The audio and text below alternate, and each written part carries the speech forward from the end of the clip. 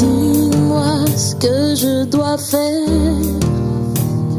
Je ne peux vivre sans toi. Je ne peux vivre sans toi.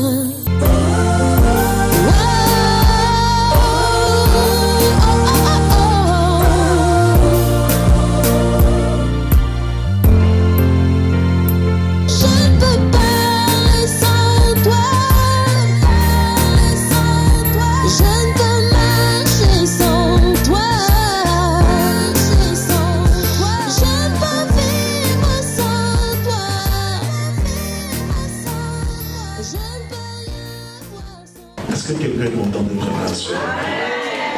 Prends ta fiche ou ta Bible, en livre de Actes chapitre 9.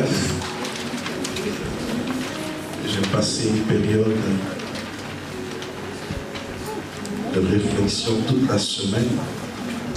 Je me suis préparé, j'avais déjà préparé mon message, je l'avais déjà saisi et je l'avais même commencé à massif le dimanche dernier. Amen. J'avais décidé d'enseigner sur l'ADN spirituel. Amen. Je crois qu'on aura le temps de partager cela. Mais aujourd'hui, dans cette semaine, le Seigneur a shifté les choses. Amen. Et souvent, il est préférable de dire ce que Dieu veut dire et de dire ce que nous voulons dire. Parce que l'une des choses que j'ai compris dans le ministère, c'est que ce que Dieu dit a plus de valeur que ce que nous disons. La parole de Dieu est puissante. La parole de Dieu est efficace. La parole de Dieu est capable de changer et de transformer. La parole de Dieu est véritable. Amen. Et nous allons parler de l'impact de la présence de Dieu. Dis avec moi l'impact de la présence de Dieu. Dis avec moi l'impact de la présence de Dieu. Dis l'impact de la présence de Dieu. Est-ce qu'on est ensemble? Est-ce qu'on est ensemble? Acte chapitre 9, je vais lire le témoignage de la conversion de Paul. Amen. Qui était Saul, mais qui est devenu plus tard Paul. Amen. Est-ce qu'on est ensemble? Acte chapitre 9, je suis dans Acte chapitre 9, à partir du verset 3 jusqu'au verset 9. La Bible dit une chose, au verset 3, comme il était encore en chemin et qu'il approchait de Damas, Paul avait un objectif, j'explique un peu avant de continuer. Il partait persécuter les églises qui étaient à Damas. D'accord? Il avait pris des autorisations pour aller persécuter ces églises-là. Amen. Est-ce qu'on m'entend? Est-ce qu'on est ensemble? Amen. Voilà. Donc, lorsqu'il était en chemin, sur le chemin de Damas, la Bible dit qu'il n'était pas loin de Damas. Et tout à coup, une lumière venant du ciel resplendit tout autour de lui. Verset 4. Il tomba par terre. Et il entendit une voix qui lui disait « Saul, Saul, pourquoi me persécutes-tu » Verset 5, il répondit « Qui es-tu, Seigneur » Et le Seigneur dit « Je suis Jésus que tu persécutes. Il te serait dur de régimber contre les aiguillons. » Verset 6, tremblant et saisi de froid, il dit « Seigneur, que veux-tu que je fasse ?» Et le Seigneur lui dit, lève-toi, entre dans la ville, et on te dira ce que tu dois faire. Les hommes qui l'accompagnèrent demeurèrent stupéfaits, et ils entendaient bien la voix, mais ils ne voyaient personne. Saul se releva de terre, et quoique ses yeux fussent ouverts, il ne voyait rien. On le prit par la main et on le conduisit à Damas. Il resta 3 jours sans voix et il ne mangea ni ne but. Je vais directement dans le livre de Exode au chapitre 34 à partir du verset 29 jusqu'au verset 35. Je vais lire ces versets pour que nous puissions avoir une base avant que je ne commence à avancer un peu plus rapidement. La Bible dit Moïse descendu de la montagne de Sinaï. Exode chapitre 34 à partir du verset 29 jusqu'au verset 35. Moïse descendit de la montagne de Sinaï ayant les 2 tables de témoignage dans sa main. en descendant de la montagne, et il ne savait pas que la peau de son visage rayonnait parce qu'il parlait avec l'Éternel. Parce qu'il parlait avec l'Éternel. Il ne savait pas que la peau de son visage rayonnait parce qu'il parlait avec l'Éternel.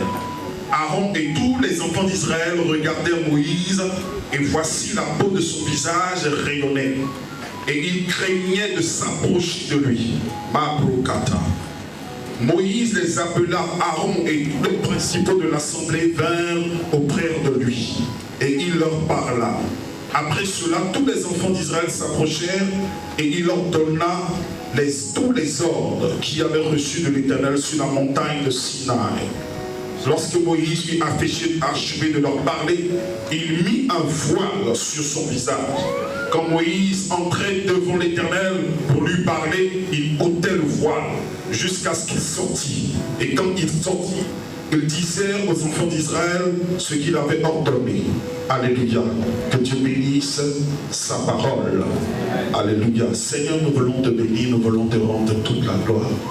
Nous voulons te célébrer pour le privilège que tu nous donnes d'entendre ta parole ce jour. Que ta présence soit manifeste. Que ta présence accompagne ta parole. Que ta présence soit au milieu de nous. Glorifie-toi, Seigneur, au nom de Jésus. Que quelqu'un me donne la main. Voici deux belles histoires qui nous relatent un peu une chose, l'expérience de deux personnes vis-à-vis de la présence de Dieu. Dis avec moi la présence de Dieu. Dis à ton voisin l'impact de la présence de Dieu. Lorsque je parle de l'impact, je fais allusion à l'influence. Amen. L'impact est un mot qui a été c'est un mot anglophone qui a été francisé. Alléluia. C'est normalement impactation. Amen. Et qui est devenu impactation, dont on parle d'impact. Amen. Qui parle d'une influence. Alléluia. Lorsque nous sommes dans la présence de Dieu, il y a forcément une influence. Il y a forcément un impact. Alléluia. Et la Bible nous relate ici deux belles histoires de deux individus que nous connaissons très bien.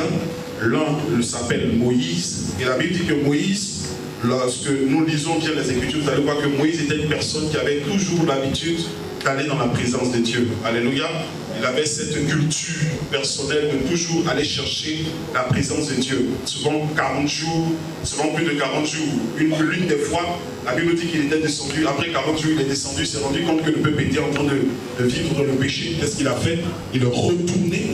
Il allait encore faire 40 autres jours. Vous savez combien? On n'a pas dit dans une partie de la Bible que lorsqu'il est descendu, il allait manger un peu d'abord pour se recharger pour repartir. Peut-être que ça s'est fait, mais ce n'est pas dit. Mais la Bible dit qu'il est reparti encore pour 40 autres jours pour revenir. Donc c'est quelqu'un qui avait une culture de rester dans la présence de Dieu. Alléluia. Et la Bible dit qu'un jour, il quitte la présence de Dieu comme tous les jours. Mais ce jour-là, quelque chose de particulier va se passer. Quand il sortit, son visage était devenu, je ne sais pas si la Bible illustre clairement ce qui s'est vraiment passé, mais la Bible dit que son visage était tellement éblouissant qu'on ne pouvait même pas le regarder. Les gens avaient peur de s'approcher de lui. Amen. Est-ce que vous vous imaginez un peu cela? Les gens avaient peur de s'approcher de lui. Parce que lui-même ne s'est pas rendu compte de cela. Il ne s'est pas rendu compte que le fait de parler avec Dieu pouvait avoir une influence sur sa personne, sur le physique même. Vous voyez? Donc là, dans ce cas, nous voyons une personne qui est influencée par la présence de Dieu et c'est visible. Amen. Vous pouvez être influencé par la présence de Dieu de manière visible. Alléluia. Et la deuxième personne, c'est Paul. La Bible nous dit que Paul, qu'est-ce qui se passe? Paul rencontre le chemin rencontre le Seigneur sur le chemin de Damas. Mais une des choses qui est importante à savoir, c'est que Paul était une personne qui avait fait beaucoup de théologie, si on peut l'exprimer ici maintenant. Il avait fait beaucoup d'études dans la Bible.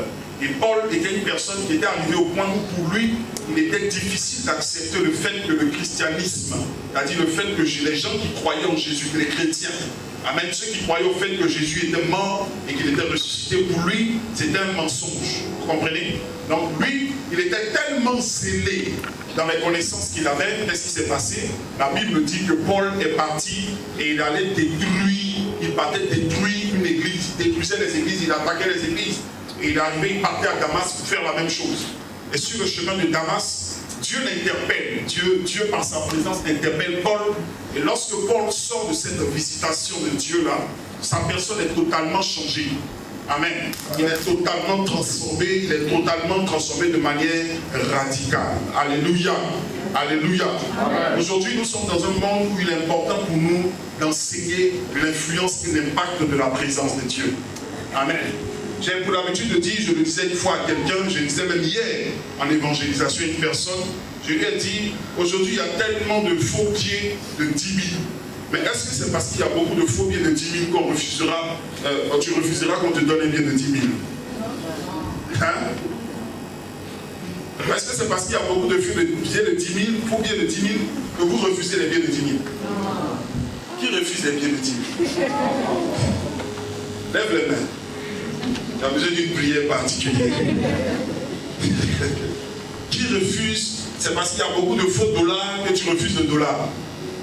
Tu prends d'abord. Hein? Et puis tu testes. Mais déjà tu as fait quoi? Tu prends d'abord. Alléluia. Alléluia. Et ce qui va te permettre de savoir ce qui est faux et ce qui est vrai, c'est la connaissance que tu as du billet de 10 000. Qui a un billet de 10 000 ici, s'il vous plaît? Avant que je ne continue, qui a un billet de 10 000? Donne-moi ton billet de 10 000. C'est inquiétant quand le pasteur demande les billets de 10 000. Il se demande est-ce que ça va retourner.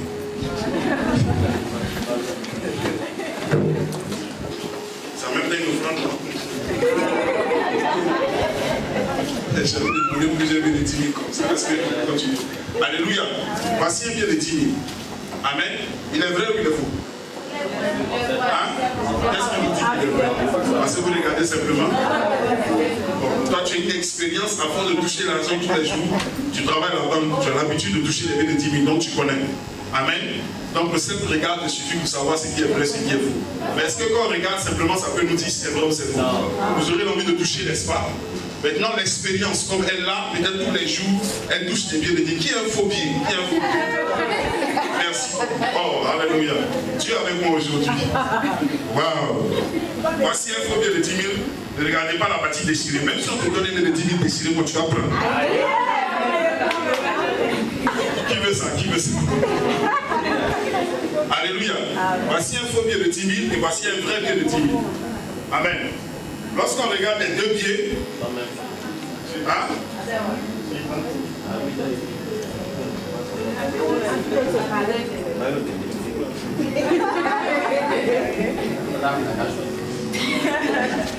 Où est le vrai billet, où est le faux billet? Hein? C'est parce que vous remarquez que c'est petit. Les Dieu sont trop forts. Alléluia.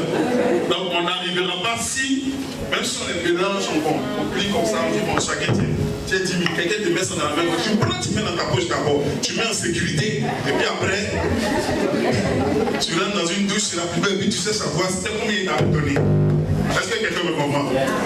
Ah. Et aujourd'hui, qu'est-ce que se passe? Il y a certes des faux billets de 10 000, amen, mais il y a aussi des vrais billets de 10 000. On ne refuse pas les billets de 10 000 parce qu'il y a des faux. D'accord? Et qu'est-ce qui va nous permettre de savoir la qualité des billets de 10 000? C'est quoi? C'est l'enseignement, la connaissance ou l'expérience que nous avons de ces billets-là. Donc on sait par exemple que quand les billets de 10 000 sont bons, il y a une certaine texture. On est ensemble? Est-ce qu'on est ensemble? Il y a une certaine texture. Vous voyez, quand vous froissez un billet de 10 000, hein, quand vous le jetez, il a tendance à se refaire. Amen. Bon, les gens maintenant sont devenus forts, hein? En tout cas, lui, il ne bouge pas. Alléluia. Donc, la réaction que le billet aura, même si ce n'est pas ça, il y a même en touchant, en regardant, vous regardez bien, il y a des chiffres, il y a beaucoup de choses, l'encre qui est utilisée, et toutes ces choses, ça vous fait savoir ce qui est vrai et ce qui est faux. Vous choisissez un aussi ce qui est vrai. Hein? Ok. Si c'est le mauvais beau frère, tu te débrouilles. Hein? Voilà. Est-ce qu'on peut acclamer le Seigneur? Donc je vais nous faire comprendre que je suis de ceux qui croient qu'il est important pour l'Église d'enseigner le vrai. Amen. Est-ce que vous comprenez? Amen. Plus nous enseignons le vrai, plus les chrétiens, les enfants de Dieu seront avisés. Ils sauront comment faire face au faux. Amen. Au lieu de perdre notre temps à enseigner le faux, il est important pour nous d'enseigner le vrai. Plus nous sommes habitués au vrai, on ne tombera jamais dans le piège du faux. Est-ce que vous comprenez? Et aujourd'hui, dans le temps où nous sommes dans un dilemme. Nous ne savons pas exactement qu'est-ce qui vient de Dieu et qu'est-ce qui ne vient pas de Dieu.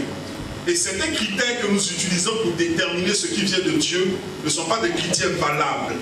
Aujourd'hui, nous avons partagé des critères valables pour reconnaître l'influence ou l'impact de la présence de Dieu.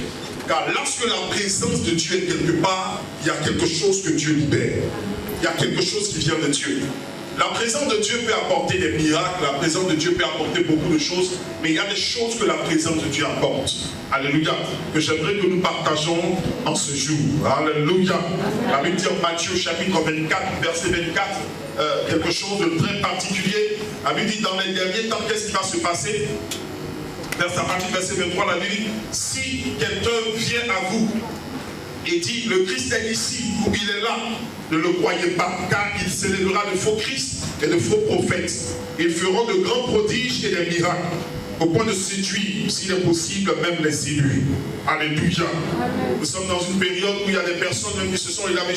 Au Bénin, il y a une sœur en crise, qui dit qu'elle est Jésus-Christ. Hein? Elle dit qu'elle est Jésus-Christ. Et si vous voyez la qualité des personnes qui sont derrière elle, vous allez dire, mais attends, qu'est-ce qu'elle leur a donné? Est-ce que vous comprenez? Aujourd'hui, en Côte d'Ivoire, même, il y a un monsieur, un baoulé, qui dit que lui, il est le Jésus-Christ qui doit venir. Jésus est passé, lui, il est le Jésus de notre période. C'est en lui on doit croire. Si vous ne l'acceptez pas dans votre vie, vous n'irez pas au ciel. Et il a sa Bible. Je vous donne des exemples. Si on veut continuer à les citer, les exemples sont légion. Amen. Je suis sûr que lorsque cette vidéo va sortir, je serai beaucoup attaqué. Amen. Je ne sais pas si je dois dire les noms, mais faisons attention. Amen. Amen. Et il est là, plusieurs viennent de toutes les nations. Vous voyez, on a un moment, il a eu un problème à la justice, on a failli l'arrêter. La multitude de personnes qui étaient au palais de justice, c'était impensable. Vous voyez des gens matures, des gens qui ont fait des études, qui sont à l'école, qui ont réfléchi, qui sont assis et puis qui croient que le gars est vraiment le sauveur. Et si tu n'as pas été baptisé par lui, frère, ton ministère n'a pas de valeur. Donc pour eux, nous tous on est des faux. C'est eux ceux qui sont les vrais. Nous sommes dans une confusion telle que vous partez là-bas par exemple, vous allez voir ce monsieur-là, des miracles. Les miracles qui se produisent là-bas, c'est impensable. Les paralytiques marchent, les aveugles voient, les sourds entendent, les sidérés sont guéris avec des témoignages palpables. Et on ne sait pas exactement, quand les gens voient ces choses, on se dit automatiquement, ça c'est la puissance de Dieu. Ça c'est la présence de Dieu. Si ce n'était pas Dieu, personne ne peut faire ce genre de choses-là. Alléluia. Nous sommes dans un monde aujourd'hui, il y a tellement de choses où le Seigneur nous pousse vraiment à enseigner l'Église sur l'impact véritable de son esprit et de sa présence. La présence de Dieu ne fait pas qu'apporter ces choses-là. Il y a certaines choses qui vont distinguer ce qui vient de Dieu et ce qui ne vient pas de Dieu. Amen. Chaque enfant de Dieu doit être conscient de l'importance de la présence de Dieu. C'est pourquoi chaque fois que nous vivons, nous marchons avec le Seigneur, nous devons chercher véritablement à rentrer dans cette profondeur avec Dieu. Alléluia. Alléluia. Est-ce qu'il y a quelqu'un avec moi aujourd'hui? Nous sommes dans une saison et depuis un certain temps, je le dis et je le redis, nous avons besoin de la présence de Dieu. L'une des choses qui va changer la configuration de nos nations, ce ne sont pas les techniques politiques, ce ne sont pas les flux financiers que nous recevons. On peut donner l'argent à l'Afrique, donner des milliards à nos pays africains, vous allez vous rendre compte que si vous dites aujourd'hui le nombre de milliards que nos présidents, même en Côte d'Ivoire, le président de la République a reçu, normalement avec ces milliards, la configuration du pays devait normalement changer. Si on ne considère aucune route comme partagée à chacun, à chaque membre, à chaque Ivoirien, quelques millions, je crois que chacun allait s'en sortir avec ça. Alléluia. Mais nous devons comprendre que ce n'est pas la quantité d'argent qui changera la configuration de nos nations. Ce n'est pas la quantité de finances que nous recevons ou toutes les stratégies humaines que nous pouvons mettre en place qui vont changer la configuration de nos nations. Mais c'est la présence de Dieu. Plus la présence de Dieu grandit dans un environnement, dans un espace, il y a quelque chose de Dieu qui se passe. Ce n'est pas la quantité d'argent que nous avons dans nos communautés qui va changer la configuration de nos communautés. Vous savez, le plus important pour Dieu, c'est pas que nous devenons plus riches. Nous pouvons devenir plus riches, il y a quelque chose. Mais ce qui intéresse le plus Dieu, c'est que son royaume puisse davantage grandir au milieu de nous. Le plus important pour Dieu, ce n'est pas que nous soyons plus élevés. C'est vrai, nous serons plus élevés. Mais l'élévation que Dieu honore, l'élévation que Dieu respecte, c'est l'élévation dans sa présence. Et ce que Dieu veut que chacun de nous puissions refléter, c'est de refléter cette présence de Dieu. Je prie qu'un jour, j'ai beaucoup aimé ce témoignage tout à l'heure. Je prie qu'un jour, ce ne soit pas seulement les pasteurs qui démontrent la présence et la manifestation de la gloire de Dieu, mais que chaque individu, chaque chrétien, le plus moindre dans la communauté, soit capable de manifester la présence de Dieu. Il est important que chacun puisse prendre conscience de l'existence de cette présence, de l'existence de l'Esprit de Dieu. Si nous commençons à rentrer dans cette profondeur-là, bien aimé, il y a des choses qui disparaîtront tout autour de nous sans que nous soyons obligés de fournir des efforts. La présence de Dieu est tellement précieuse. Si elle était capable de changer un homme comme Paul, quel que soit le péché qui est dans ta vie, bien aimé, si tu acceptes que la présence de Dieu t'imbibe, que tu sois imbibé à la présence de Dieu comme un chiffon qu'on fout dans de l'eau, tu vas te rendre compte que quelque chose va se passer dans ta vie. Et si tu arrives à un point où la présence de Dieu est tellement grande dans ta vie, il y a des difficultés de ta vie que tu regardes, que tu ne regarderas plus. Il y a des problèmes que tu as l'habitude auxquels tu penses, il y a des préoccupations humaines que tu as. Bien aimé, ces choses commencent à disparaître. La présence de Dieu est tellement extraordinaire. C'est ce que David a compris. Il a compris un secret. Il dit, lorsqu'on me dit allons dans la présence de Dieu, j'ai de la joie, j'ai de la réjouissance. Parce que je sais que dans sa présence, il y a quelque chose que j'aime, que je n'aurai pas dehors. Lorsque je sors, il y a du trouble. Mais lorsqu'on rentre dans l'église, on a comme l'impression que nous sommes dans ce qui est vrai, ce qui est pur, ce qui doit nous conduire dans la gloire. Est-ce que quelqu'un me comprend ce matin? Je veux pousser quelqu'un à rechercher véritablement cette présence. Si nous recherchons cette présence-là, nos cultes prendront une autre configuration. On ne peut pas être sous l'impact de la présence de Dieu et ne pas avoir une transformation. On ne peut pas être sous l'impact de la présence de Dieu et ne pas être influencé par Dieu. Lorsque Dieu est quelque part, il y a une transformation qui s'installe. Est-ce que quelqu'un me comprend? Il y a quelque chose qui se passe. J'aimerais que quelqu'un se tienne debout qui dise à 3 personnes que la présence de Dieu nous inonde. Que la présence de Dieu nous inonde. Dis à 3 personnes que la présence de Dieu nous inonde.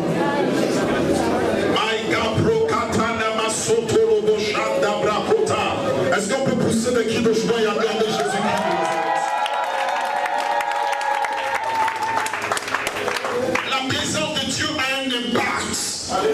Et l'une des choses que nous demandons à Dieu, nous leaders, que nous devrions demander à Dieu, nous leaders, c'est que la présence de Dieu soit là. Même si le pasteur n'est pas là, que la présence de Dieu est là. Là où tu es dans ton village, bien avec quelque chose peut se passer. Ce n'est pas une question de l'homme, c'est une question de sa présence. Ce qui fait de nous ce que nous sommes, c'est sa présence. Ce qui nous conduit où nous devons aller, c'est sa présence. Une louange, quelle que soit la beauté des critiques chantées, qui ne portent pas la présence de Dieu, ne conduit pas dans la présence de Dieu. Une prédication, quelle que soit l'éloquence, quelle que soit la beauté des versets bibliques utilisés, quelle que soit la puissance des paroles, quelle que soit la largeur de la voix de l'orateur, ce n'est pas important tant que la présence de Dieu n'est pas là. Bien aimé, il faut la présence de Dieu. Il faut que l'Église commence à cultiver cela. L'une des choses que nous devons chercher chaque jour qui détermine notre marche avec le Seigneur, c'est d'avoir la présence de Dieu. Lorsque vous perdez la présence de Dieu, la peur commence à s'installer. Une personne qui n'a plus la présence de Dieu est déstabilisée. Vous allez voir que dans les périodes de votre vie, chaque fois que vous éloignez de lui, vous avez l'impression que le trouble s'installe dans votre vie. Chaque fois que vous êtes loin de lui, vous voyez la peur s'installe dans votre cœur. Vous avez l'impression d'être nu, vous avez l'impression d'être affaibli, vous avez l'impression d'être ignorant, vous avez l'impression d'être exposé, vous avez l'impression de ne pas pouvoir aller là où Dieu veut que vous soyez. La présence de Dieu a une capacité de canaliser la vie de l'homme. La présence de Dieu a la capacité d'orienter la vie de l'homme. La présence de Dieu a la possibilité de mettre l'ordre dans l'existence de l'homme. La présence de Dieu vous donne la facilité de pouvoir agir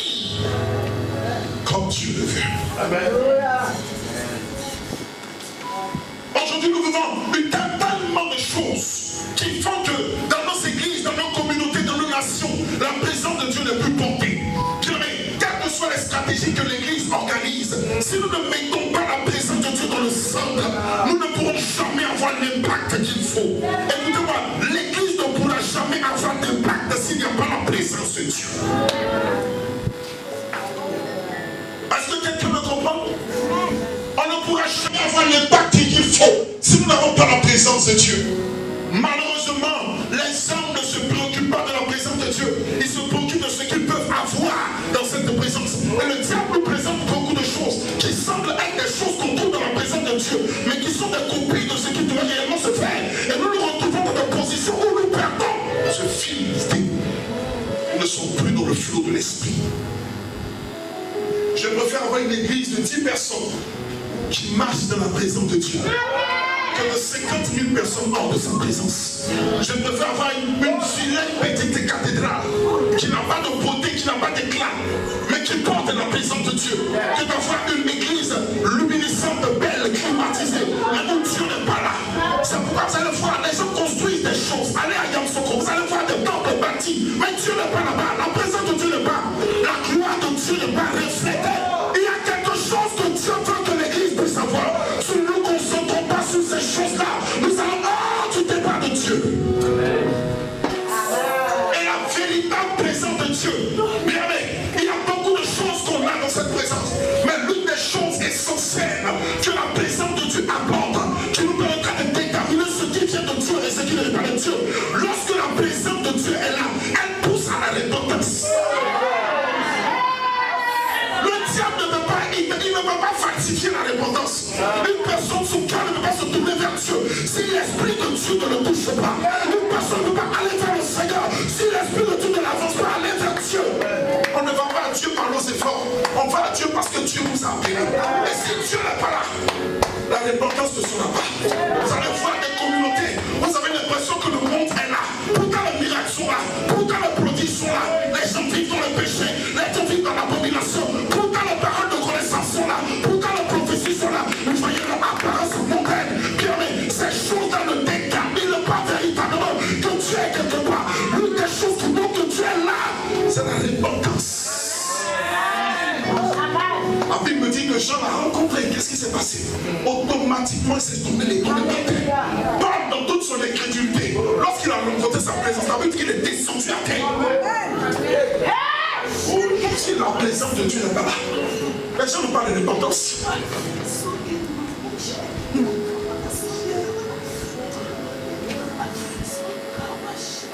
Je sens sa présence.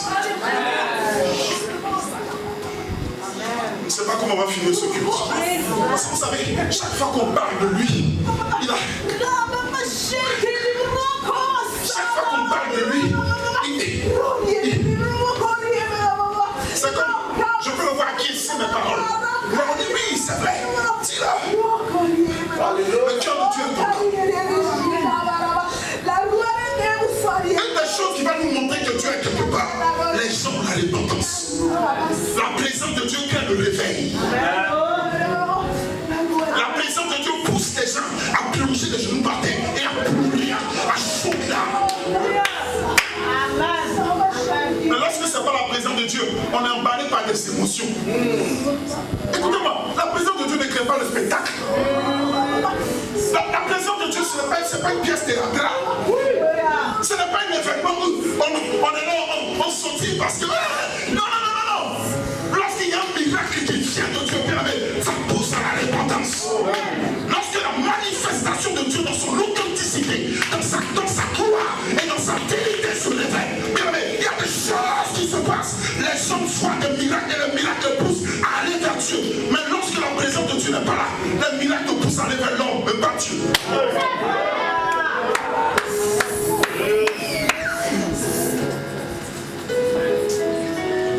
Les miracles poussent à aller vers l'homme, mais pas Dieu.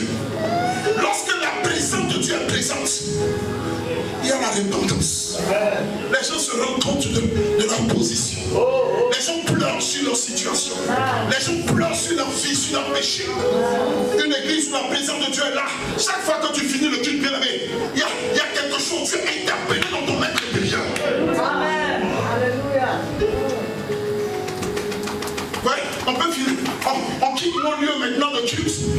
directement maquillé pour aller boire la bière. Donc, tu es sûr que tu as rencontré Dieu? Tu es sûr que tu as rencontré Dieu? La Bible dit que Jacob a rencontré l'Éternel. Il est sorti en boitant. Lorsque tu rencontres véritablement Dieu, il y a ta démarche change, ton identité change, ta personnalité change, ton être entier change, ta vocation personnelle change, tes ambitions personnelles changent, tout ce qui en toi change.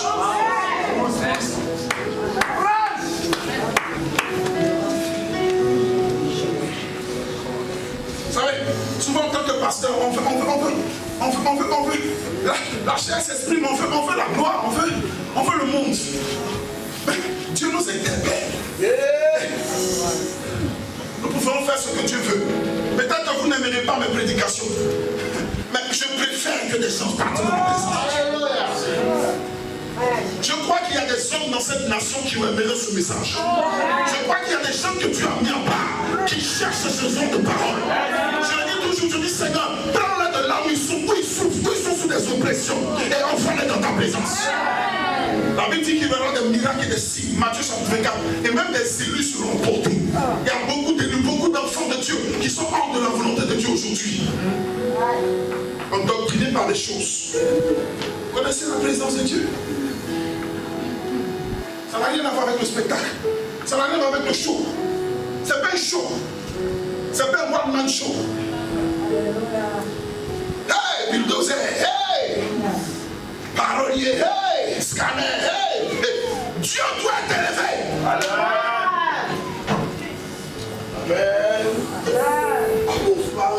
L'une des choses que la présence, l'impact de la présence de Dieu, elle envoie la transformation. Vous allez dans une communauté, vous ne voyez pas des gens transformés. Des gens qui prennent la décision d'abandonner le péché et de marcher avec Dieu. Bien aimé, ça ne sert à rien. Tout ce que Dieu fait a un objectif. Dieu ne se manifeste pas pour notre plaisir. Dieu ne se manifeste pas pour notre joie. Dieu ne se manifeste pas seulement pour que nous puissions crier. Non, non, non. Dieu se manifeste pour démontrer sa présence. Et conduire les personnes qui vivent dans le péché vers la droiture. Lorsque la parole de Dieu, l'influence et la présence de Dieu n'est pas véritable, il y a des acteurs dans l'église. Les gens portent des masques. On vient dans l'église, on vit une vie de débauche derrière, et on vient, on se joue les saints à l'église. Mais une personne qui est véritablement influencée par la présence authentique de Dieu, ne peut pas faire exprès. On ne peut pas falsifier, c'est naturel. C'est naturel de son essence, de sa personne, de tout son être entier. Il ne voit que quelque chose de Dieu qui doit se manifester. Et il ne peut pas rester dans son péché. Chaque fois qu'il sort de la présence de Dieu, quand il veut retourner dans son péché, le péché, non, retourne là-bas. Il y a quelque chose qui se passe.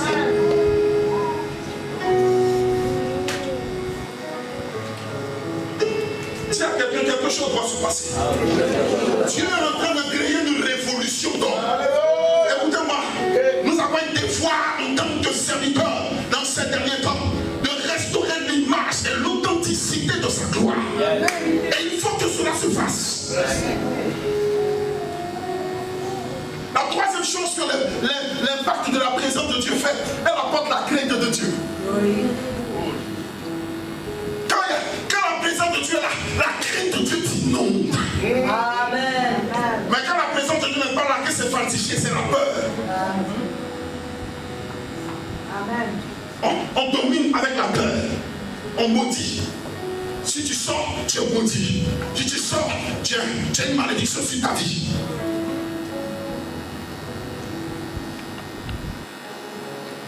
Mais l'influence et la présence de Dieu véritable doit pousser à la crainte de Dieu. Amen.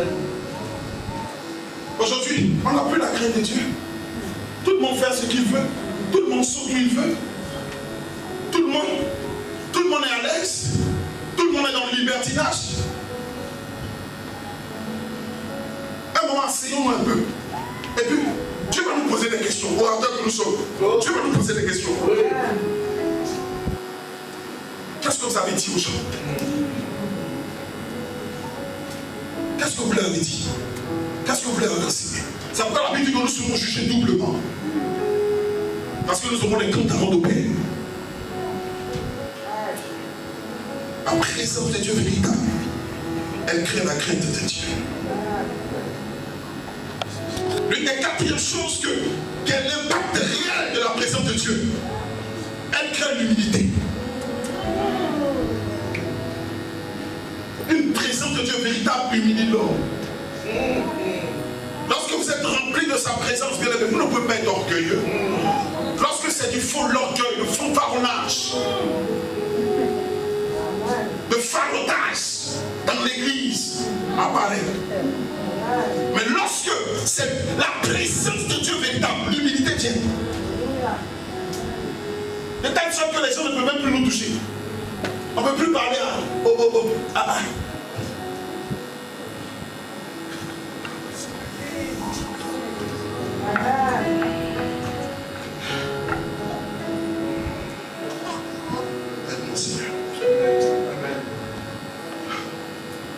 Lorsque la présence de Dieu est véritable, il n'y a pas d'arrogance.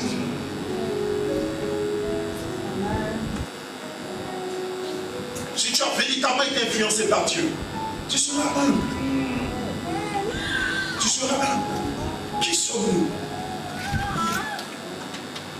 Qui sommes-nous? Qui sommes-nous? Rien. Qui es-tu? Qu'est-ce que tu as que Dieu ne t'ait donné? Qu'est-ce que tu peux que Dieu ne puisse faire? Où est-ce que tu es? Tu penses que tu es au ciel? Tu es nulle part. Une personne influencée par sa présence, elle est humble.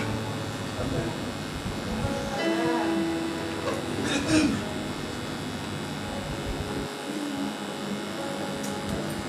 Elle est humble.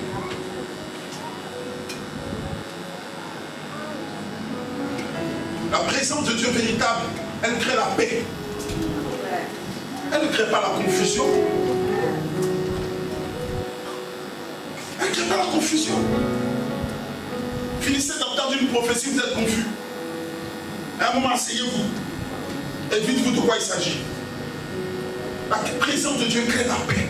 Amen. Il dit c'est dans la paix et la tranquillité sur toute votre force. C'est pas ailleurs. Amen.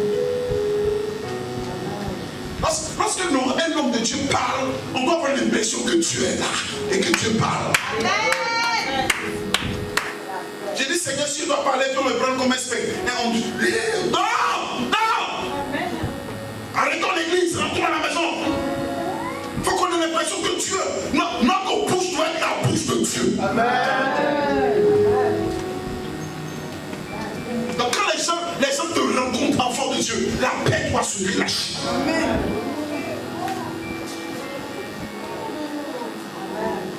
La paix. Touche ton voisin, dis la paix.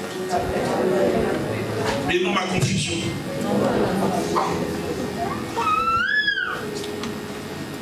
L'une des choses qui détermine la véritable présence de Dieu, c'est la joie. Amen. La joie.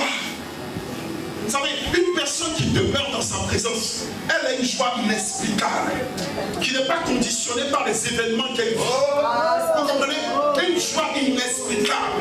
Ce n'est pas que ces événements ou les situations de sa vie ont changé. Ce n'est pas qu'elle a eu plus d'argent, ou qu'elle a eu plus d'opportunités, ou qu'elle a eu plus d'affaires, ou qu'elle a eu un mari. Non, non, non. Sa joie est une joie qui vient de l'intérieur d'elle. Elle dit sa joie de la présence. Elle dit que c'est la joie de l'éternel. La joie de l'éternel. La joie de l'éternel qui est notre force. En tant que dans la joie de Dieu, nous tirons notre joie, nous tirons notre réjouissance. Pas dans les circonstances, pas dans les problèmes, pas dans tout ce qui nous entoure. Les choses ne peuvent pas changer. Mais quand nous sommes dans sa présence, la joie est là.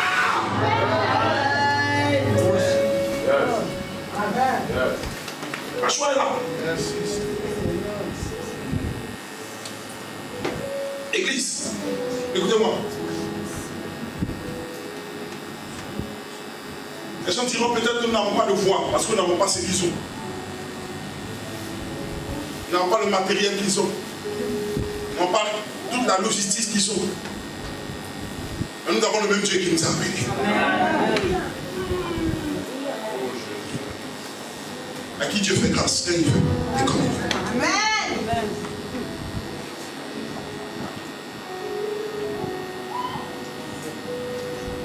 La présence de Dieu, elle est conciliante, elle crée la conciliation et non la division. Amen. Conciliation, elle crée l'unité.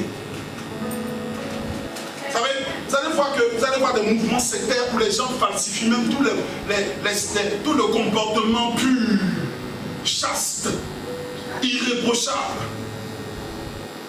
Mais souvent c'est difficile d'être conciliant, d'être rassembleur, de mettre ensemble. Ça sème la division. Tiens, il ne faut pas t'approcher d'eux.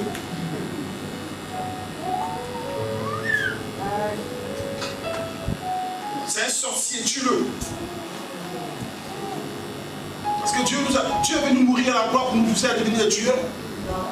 Hein? Pensez que Jésus-Christ est mort à la croix, que nous devenons des Jason Bourne. Hein? Parce que Jésus-Christ est mort à la croix, que nous faisons prison break. Hein? Il n'a plus rien à faire. Jésus va venir mourir à la croix pour un peuple. Et ceux qui l'achètent, il a dû tuer les autres. Hey! Il est mort pourquoi? Donc, si normalement nos prières de tuerie devaient marcher, il y aura un petit groupe de chrétiens, mais tout le reste allait mourir. Même pas la chance de se repentir. Tu parles manière chrétienne. L'orientation de notre combat est mélangée.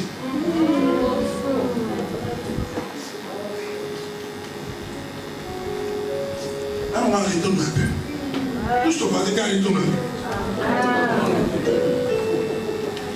La présence, l'impact de la présence de Dieu crée le pardon. Si ton cœur n'est pas capable de pardonner, bien aimé, assieds-toi un instant. Assieds-toi un instant. Vous savez combien Dieu a dû nous pardonner? Hein? Pourquoi toi aujourd'hui qui es assis devant moi, moi un type comme ça, moi aussi c'est presque moi. Hey, tu n'as pas honte, hein? Un type comme moi. Donc Dieu a dû me pardonner jusqu'à tel. Pourquoi nous ne sommes pas capables aussi de pardonner aux autres? Vous savez, le pardon est une puissance. Amen. Le pardon est une force. Ce n'est pas une faiblesse. Donc on pense que celui qui pardonne est faible. C'est faux. Celui qui pardonne est plus mature. Celui qui pardonne a une hauteur plus grande. Celui qui n'est pas capable de garder son enfant est un enfant. Et le véritable impact de la présence de Dieu, elle crée le pardon et non la vengeance. On va nous prêcher des messages pour nous pousser à la vengeance. Ils vont voir, tu marcheras sur la tête de tes ennemis. Tous ceux qui se sont moqués de toi, tu vas marcher sur la tête. Donc tu vis ta vie chrétienne pour marcher sur la tête des gens qui se sont moqués de toi. Hey, Jésus est mort pour que tu marches sur la tête des gens qui se sont moqués de toi. My God, souvent c'est nous un peu élevé, revoyons nos prières. Revoyons un peu nos prières, s'il vous plaît. Et relisons un peu nos prières. Et regardons le flot de ce que nous disons. Ils vont voir. Est-ce que Jésus a dit ça? Jésus est capable de dire ces choses. Ceux qui m'ont crucifié à la croix, j'arrive. Mais écoutez-moi, si Jésus avait cet esprit-là, quand il est élevé dans la gloire, la première chose qu'il allait révéler chez les Pilates et tous ces gens qui l'ont crucifié. Et tous se remettent à la croix et tous, allez, montez à la croix. Et on les frappe, chacun dans 9 pour moins, chacun. Tous les policiers, tous les soldats, toutes ces personnes qui l'ont craché au visage, qui l'ont fait boire le vinaigre pendant qu'il démontait de l'eau. Tous ces gens-là devaient subir. Il dit, Seigneur, pardonne-leur, car ils ne savent pas ce qu'ils font.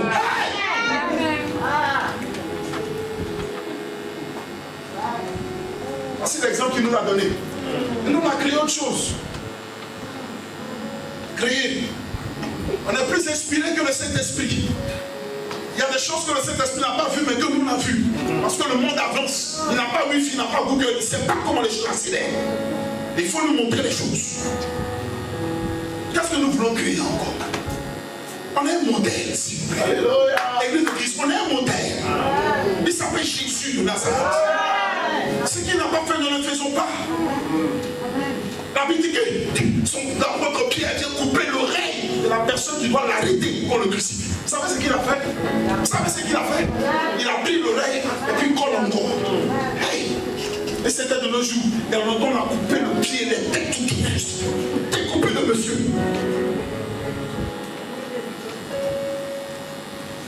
Écoutez-moi, il y a des gens que Dieu va utiliser pour vous continuer la croix. Parce que si vous ne partez pas à la croix, vous ne verrez pas votre gloire. Il y a des gens, il y a des sorciers, il y a des personnes que Dieu va utiliser pour vous pousser dans la prière. Il y a des personnes que Dieu va utiliser pour vous enlever là où vous êtes, pour vous conduire dans le lieu que Dieu a préparé pour vous. Il y a des personnes que Dieu va utiliser. Bien, ce sont des éléments utiles à la croissance de ta destinée. Bénis-les. Amen.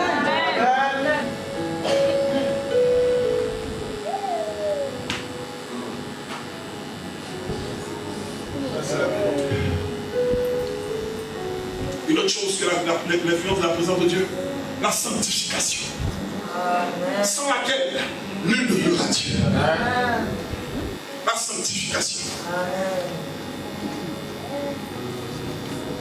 Quand la présence de Dieu, quand on n'est pas sur les finances, on couche, ça se fusille de gauche à droite. Dans l'église, de désordre absolu. Ça s'enseigne de toutes parts. Et puis, il n'y a rien.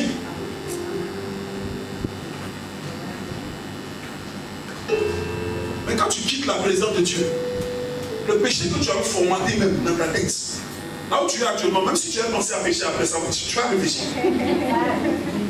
Tu vas réfléchir. Parce que Dieu t'attend là-bas. Il y a toujours un temps où Dieu parle. Il y a un temps où Dieu ne parlera plus. Où il va se taire. Il va passer à une autre face. Où il peut exposer. Où les choses où tu ne peux plus revenir en arrière. Où tu vas dire, Seigneur, oh pardonne-moi. Dieu va te dire, non, non, non, non, je t'avais dit. Je t'avais dit. Alléluia. La sanctification. Le message le plus banalisé. Qui énerve les gens. Un pasteur qui presse ces choses, frère, tu auras 2 membres dans ton église. Ta femme. Et puis un de tes enfants si tu en as un. Donc quand tu parles de ça, parle une fois par un. Quand tu parles de ça tous les dimanches, tu es foutu.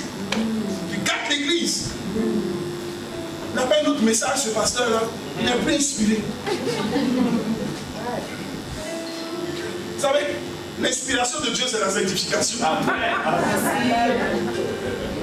Vous savez, parce que l'un des objectifs de Dieu, il dit, je viens reprendre une église sans tache ni ride. Donc ce qui préoccupe plus le cœur de Dieu, c'est notre sanctification. Et la Bible dit que sans la sanctification, nous ne verrons Dieu. On n'a pas dit sans l'argent. Hey. On n'a pas dit sans l'argent. Si tu veux, il ne faut rien avoir, tu peux aller au ciel. Mais si tu n'es pas sanctifié, tu ne vas pas. Donc ça devrait être le message le plus actuel. J'aurais bien voulu voir des pratiques dans la nation, la sanctification. La sanctification. Frère, tu as fait un programme, il y aura 3 personnes. Plus ton groupe musical, fâché mais qui seront là. Ton protocole énervé même présent. Avec des pasteurs qui vont te donner beaucoup d'excuses. La sanctification. Tu vas prêcher à des chaises vides. Qui va venir t'écouter? On dit le mystère du sommet, comme on allait dans la gloire, la bénédiction des 10 mystères pour être béni. Et de la sanctification. C'est rétrograde. C'est en 1970, 1980, Jimmy Swaggart prêchait des choses comme ça. Maintenant c'est fini. Le christianisme s'est évolué. Quel christianisme qui a évolué? Sans la sanctification, il n'y a pas Dieu. Une gloire sans la sanctification est une malédiction. Écoutez-moi bien. Si tu es dans la gloire, tu es béni, et tu n'es pas dans une malédiction. Parce que le problème, c'est que la gloire va t'empêcher de retourner vers Dieu parce qu'il te dit que tout va bien.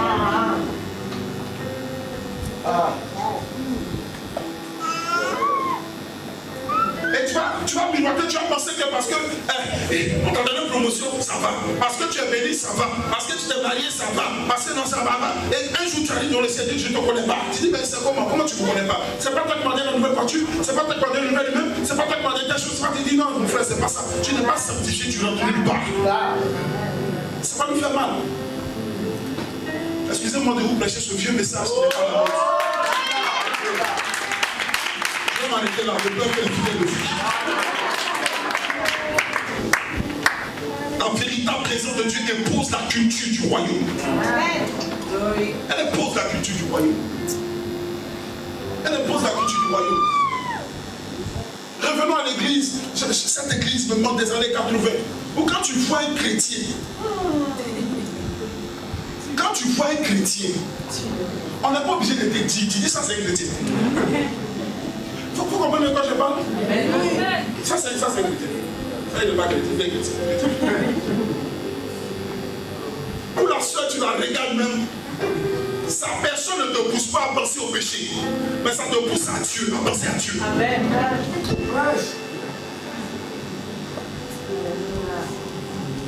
Mais aujourd'hui, le manque de l'impact de la présence de Dieu fait que le mondanisme est rentré dans l'église. On est plus dans le monde que dans le monde.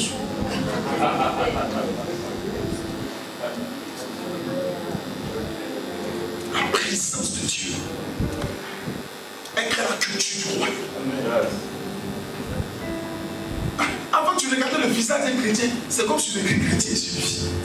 Tu vois le visage, tu sens une gloire. Je sais pas. Vous venez de vous accepter le Seigneur, peut-être c'est ça. Mais je sais pas. Est-ce qu'il y a des gens qui peuvent savoir de quoi je parle? Tu peux voir sur son visage, j'ai écrit chrétien.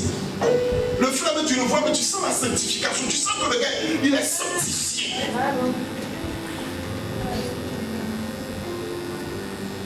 Sa manière même de te regarder, le regard même, tu sens que frère, il n'y a pas péché dedans, il n'y a pas de regard, il n'y a pas pour dire te cherche.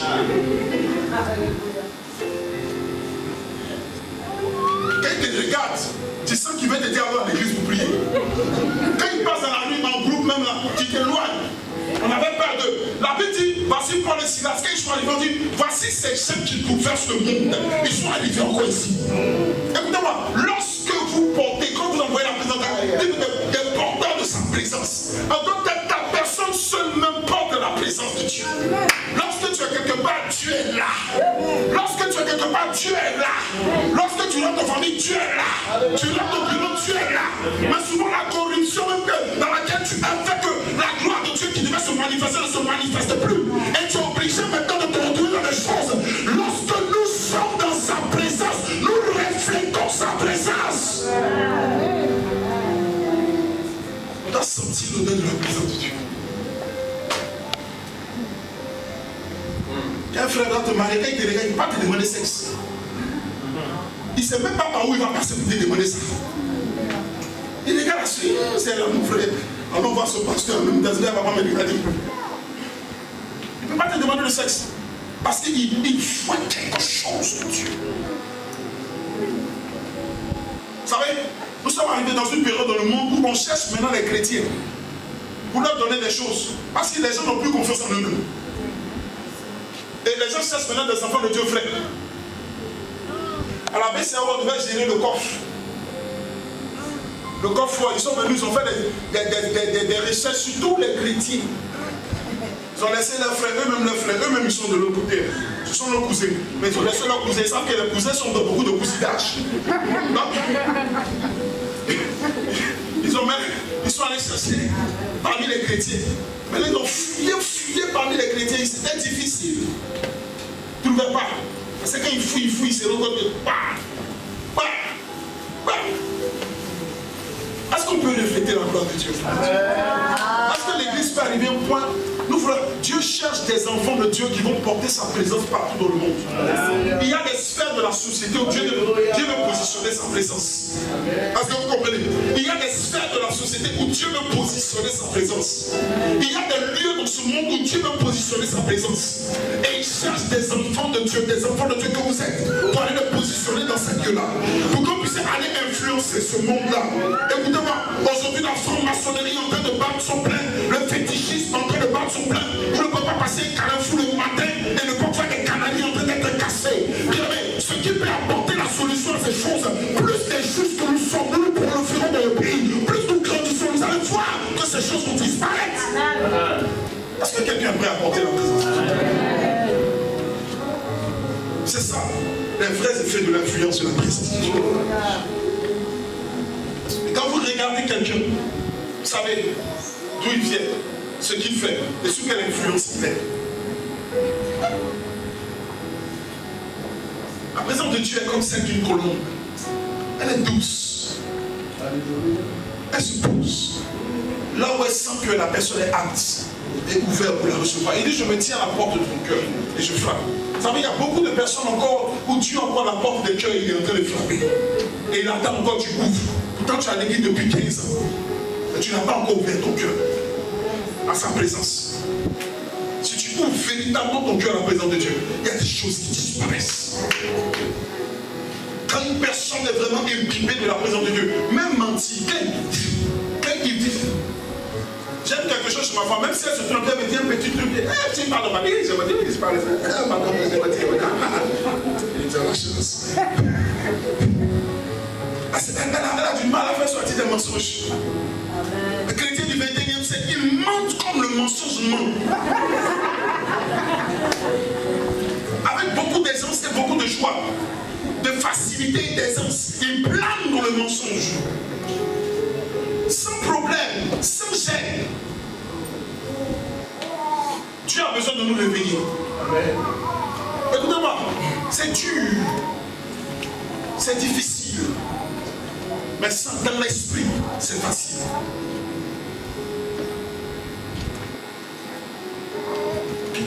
Tu peux vivre dans la masturbation avec aisance. Même le matin, avant de venir au culte, il y a certains qui me regardent, qui étaient en train de regarder encore des films pornographiques. Ce matin même, sans gêne, sans douleur, juste pour être en forme pour lancer la journée.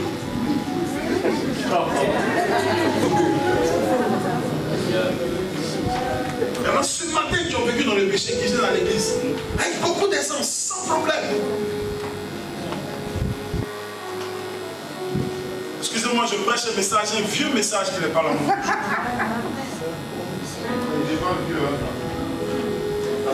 Excusez-moi.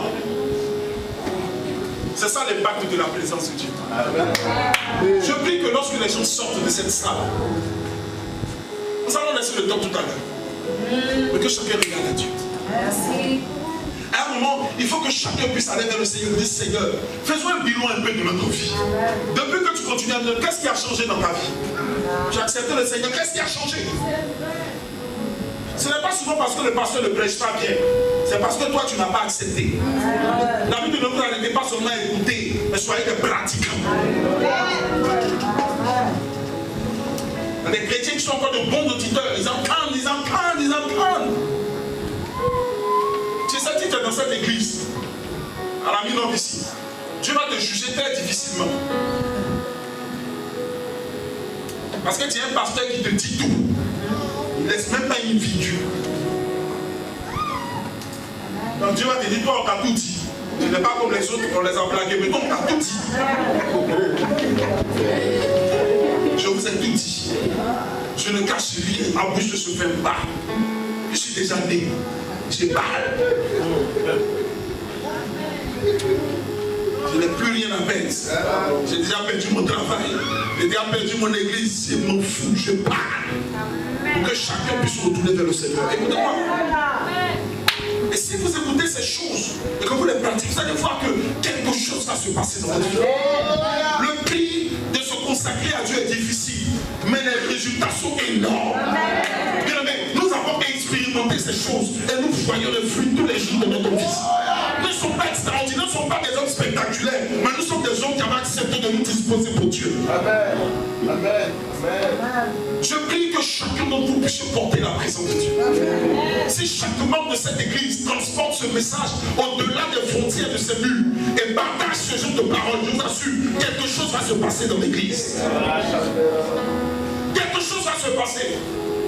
Il faut que l'église entier se remettre véritablement sous l'impact de la présence de Dieu. Il faut que lorsqu'on vient à l'église le dimanche, on ne vient pas pour regarder un spectacle, mais on vient pour expérimenter quelque chose de Dieu. Si on arrive à ce niveau-là, bien aimé, la configuration de l'église va changer et l'influence de l'église va changer. Amen. Dis-moi ce que je dois faire. Je ne peux vivre sans toi.